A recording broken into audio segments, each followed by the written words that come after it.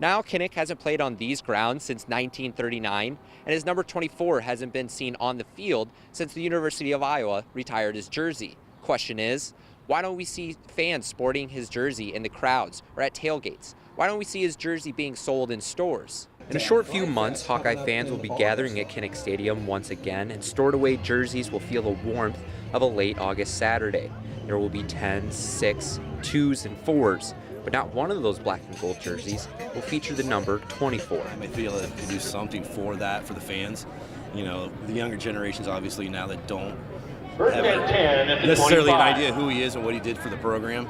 I mean, you need to keep those things alive and going for the future generations. The only reason I think they don't sell the Niall Kinnick jersey is he is the war hero, retired number. Nobody gets to wear it anymore. So. And it really is as simple as that. The university's director of trademark licensing, Dale Arns, explains their restraint from profiting from the Heisman Trophy winner's jersey is due to a family request. When Niall died in that tragic accident, it was said that his father really resisted any extra special attention on Niall. Arns and the university continues to honor that request, but that's not to say they automatically dismiss every Kinnick product idea. My staff here, when they're looking at products and approving artwork on products, they certainly know that if something comes through with number 24 on it, they're going to ask me about it before they approve it. And like I said, we look at it case by case, depends on the product. The number 24 may not be seen on clothes racks anytime soon, but Hawkeye fans certainly have plenty of other players they can commemorate, past and present. Shane Carney, KCRG TV9 Sports.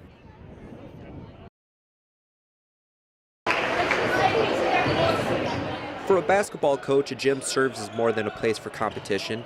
It is also a classroom. Over the past 2 decades, Marty Hanrahan's classroom has been the gyms of Iowa City.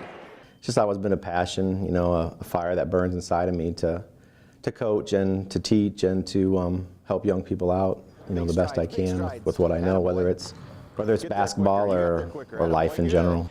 Hanrahan has coached boys basketball at each high school in Iowa City. First, he spent 17 years at his alma mater, Regina. Then after a 4-year stint at City High, Coach Bergman welcomed the assistant coach and is now 23 years of experience to the west side of town. He's willing to do whatever we need to help make my job easier for sure and help make the kids' lives better. Hanrahan's specialty has become simply being those extra pair of eyes out on the court. You know, he wants to get just like that and push rather than getting in and then turning whichever way you're going. Always applying himself to the role as the assistant has led him to a balanced career between family and basketball, establishing not only a career, but also a lifestyle to be proud of. It's been fun. I'm not ready to hang it up anytime soon. I want to continue to do this for as long as I can. And I started as a volunteer, and maybe I'm going to finish as a volunteer. Joins me now. You were in Brooklyn covering #1 ranked BGM, who took on Montezuma. Yep. A lot of offense in these two teams. A lot of offense all year. Let's see how they matched up. BGM trying to keep their perfect season alive while Montezuma, first loss last week, trying to recover. We pick it up late in the first. BGM already up 6-0. Then Kyle Gersh sprints down the right side, finding an opening, leaves every single defender behind in his dust. 63 yards, Bears up 13-0. Then start off the second quarter. He does it right once. Why not trust him to do it again? Gersh again, right side, 35 yards out this time. That would be his 16th rushing touchdown on the year. Bears up 20-0. Now Montezuma, really high-scoring offense, just like BGM, but not working tonight. Sophomore Shane Slaymaker brings down a flying running back there. And the Braves would attempt to get a spark going with this fake punt, but wasn't happening. BGM stopping everything tonight. On the ensuing drive, the Bears would score again. Quarterback Brian Kriegel would fake the handoff, float it over the top to Colton Reinen. He zips off to the end zone, and BGM keeps the streak alive with a 41-0 win over Montezuma, and only Pekin now stands in their way. That'll be a good of one. their perfect regular season. A little surprising that Montezuma held to 0 points. 0 points. Really says something about that BGM defense. Yeah, and like you said, Pekin next week, that should be a good one. Thanks, Shane. Well, West Delaware was looking to push its. Shane, Lisbon won the district title. They had a good game tonight against Montezuma. Yeah, they had a great game tonight. They were coming in tonight on a 7-game winning streak. Montezuma on a 3-game losing streak. Everything set up for Lisbon to take this game. Let's see how they matched up. Just like everywhere else, it was a little rainy, it was a little cold, but Montezuma, they came out hot. Dylan Wilhelm airs it out down the sideline, and there's Mitch Gibson, holds onto it by the fingertips. Braves would march closer a little bit to the goal line, and Kane Barker finds a clearing hole. Braves would strike first, up 7-0. Later in the second quarter, Barker does a little bit of the same, and Montezuma, they look like, and they were complete control, up 21-6 at half. There's a special player for Lisbon named Logan Rickard.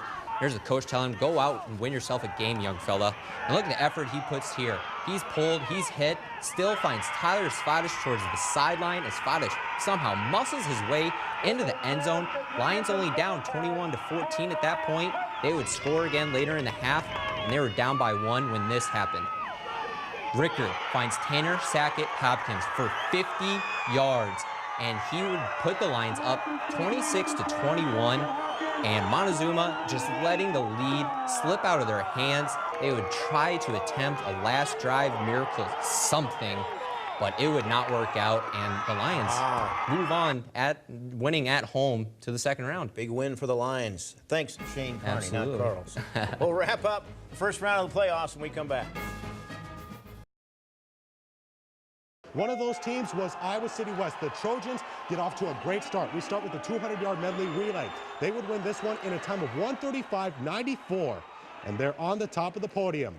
Next event, 200-yard freestyle. West gets another victory. Aiden Keene would win in a time of 1:40.91. He also won the 500 freestyle. He had a good day.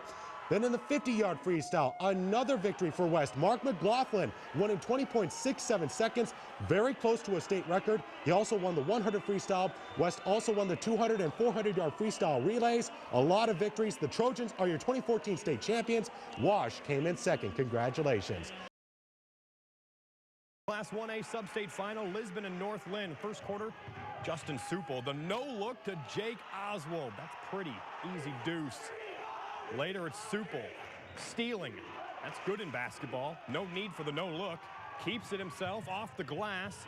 Lynx up by 4. Back come the Lions. Jordan Ball, 3-ball. Ring it up. We're all tied up. Then it's Ben Kinake. He led the Lions to a state football title here, leading them to the state tournament bucket and won. The Lions are headed to Des Moines for the first time in school history, 57-44 over North Lynn.